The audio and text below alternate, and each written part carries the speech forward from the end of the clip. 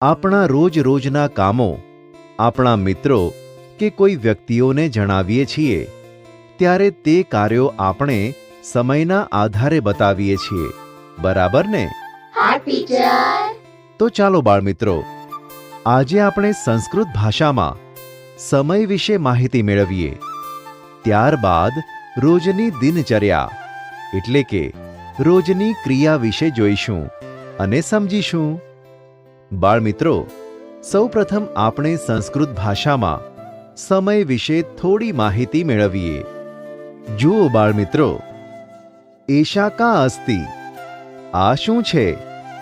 એષા ઘટિકા અસ્તિ. સાચો જવાબ, એષા ઘટિકા અસ્તિ, આ ઘડિયાળ છે.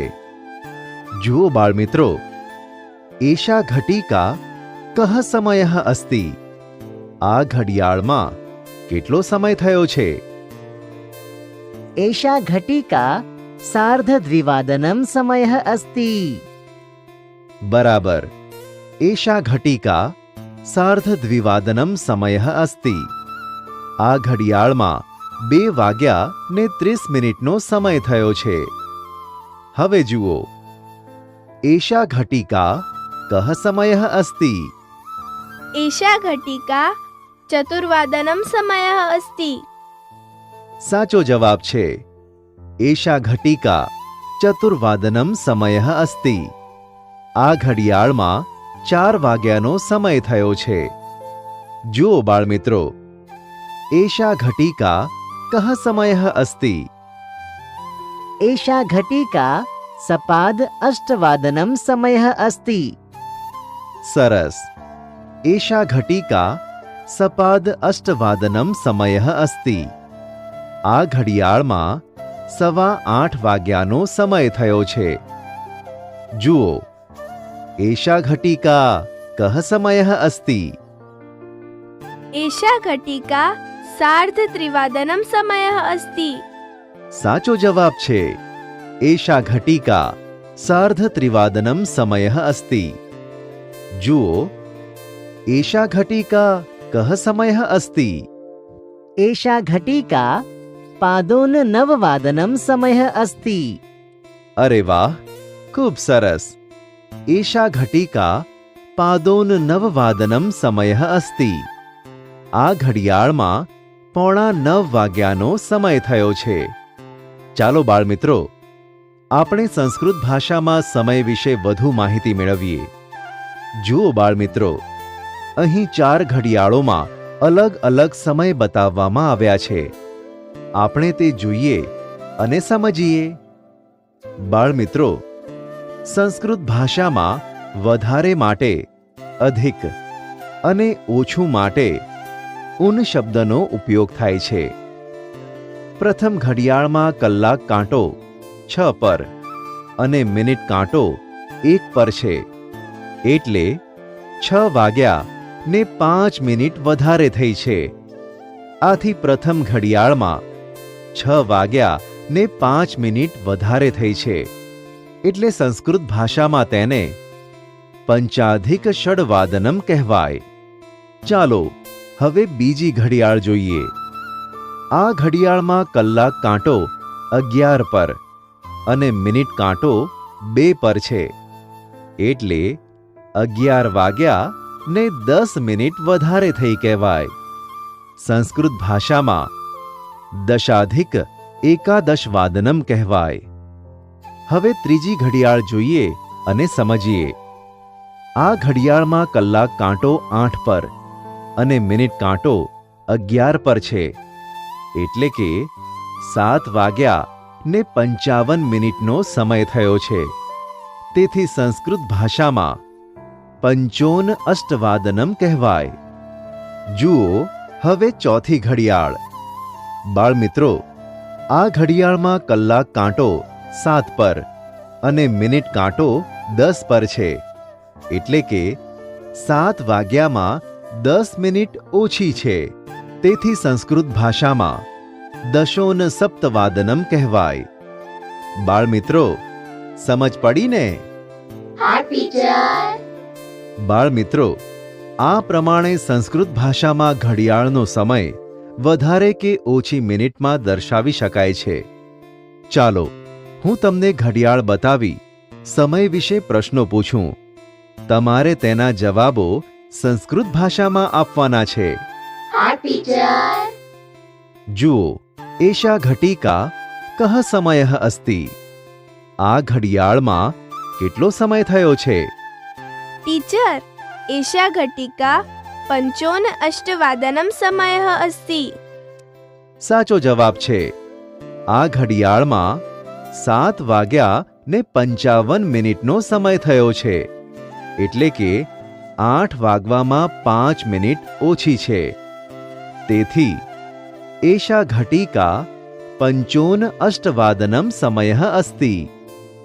જો બાળમિત્રો, એષા ઘટિકા કહ સમયઃ અસ્તિ.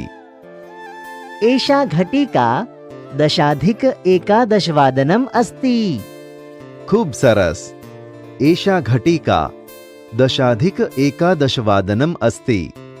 આ ઘડિયાળમાં 11 વાગ્યા ને 10 મિનિટનો સમય થયો છે. જુઓ, હવે એષા ઘટિકા કહ સમયઃ અસ્તિ. एषा घटिका 5:03 समयः अस्ति. સરસ. સાચો જવાબ છે. એષા ઘટિકા 5:03 સમયઃ અસ્તિ. આ ઘડિયાળમાં 3 વાગ્યા ને 5 મિનિટ વધારેનો સમય થયો છે. જુઓ, હવે બીજી ઘડિયાળ જોઈએ. એષા ઘટિકા કહ સમયઃ અસ્તિ. एषा घटिका 10:02 समयः अस्ति. સાચો જવાબ છે. એષા ઘટિકા 10:02 સમયઃ અસ્તિ. આ ઘડિયાળમાં 2 વાગ્યામાં 10 મિનિટ ઓછી છે. બાળમિત્રો, તમે ખૂબ સરસ રીતે જવાબો આપ્યા. તમને સમજ પડી ને? हाँ टीचर. સરસ.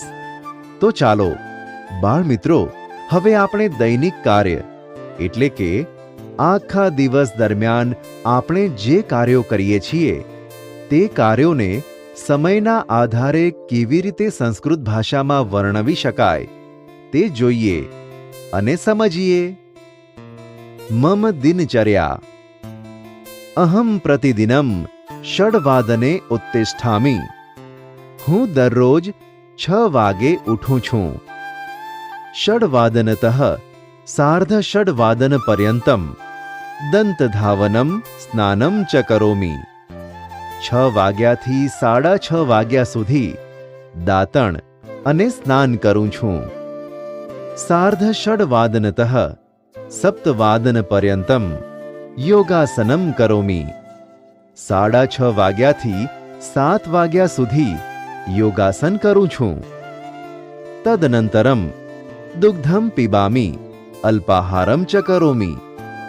ત્યાર પછી દૂધ પીવું છું અને નાસ્તો કરું છું. મમ માતા ગૃહકાર્યમ કરોતિ.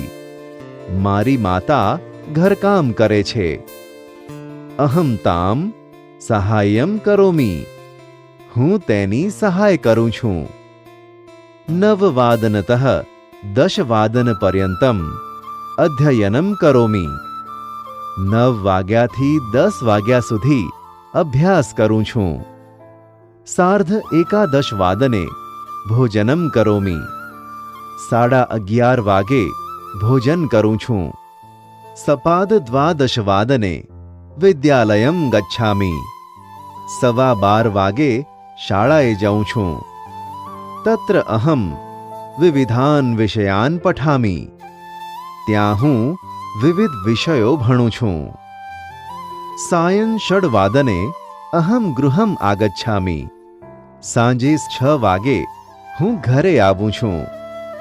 સપાદ 6 વાદનતઃ સપાદ 7 વાદન પર્યંતમ અહમ ક્રીડામિ. 6:15 વાગ્યાથી 7:15 વાગ્યા સુધી હું રમું છું. તદનંતરમ અહમ સાયં પ્રાર્થનાં કરોમિ. ત્યાર પછી હું સાંજે પ્રાર્થના કરું છું. 7:30 વાદનતઃ 8:30 વાદન પર્યંતમ પુસ્તકમ પઠામિ. 7:30 વાગ્યાથી 8:30 વાગ્યા સુધી પુસ્તક વાંચું છું. 8:30 વાદને ભોજનમ કરોમી. 8:30 વાગે ભોજન કરું છું. 9 વાદનતઃ 9:30 વાદન પર્યંતમ દૂરદર્શનમ પશ્યામી. 9 વાગ્યાથી 9:30 વાગ્યા સુધી દૂરદર્શન જોઉં છું. 9:30 વાદનતઃ 10 વાદન પર્યંતમ જનન્યા તાતેન ચ સહ વાર્તાલાપમ કરોમી. 9:30 વાગ્યાથી 10 વાગ્યા સુધી માતા અને પિતાની સાથે વાર્તાલાપ એટલે કે વાતચીત કરું છું. 10 વાદને શયનમ કરોમી. 10 વાગે સૂઈ જાઉં છું. જોયું બાળમિત્રો, આ પ્રમાણે આપણી દિનચર્યા સંસ્કૃત ભાષામાં લખી શકાય. તમને સમજ પડી ને? હા ટીચર. સરસ.